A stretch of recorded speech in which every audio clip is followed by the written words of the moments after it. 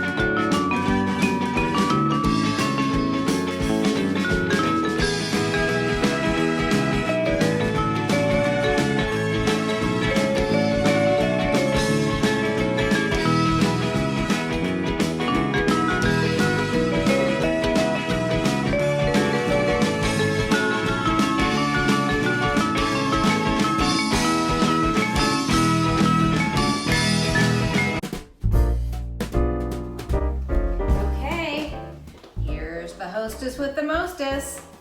These are just out of the oven. They're light to the touch. This is exactly how you want them to feel. Now these are not a sweet muffin. This is gingerbread. It has kind of a dense, fudgy texture and taste to it. So these are not sweet muffins. That came off. That did not come off right, but you know what I mean. These are amazing.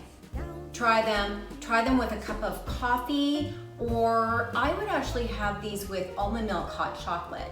That would be good.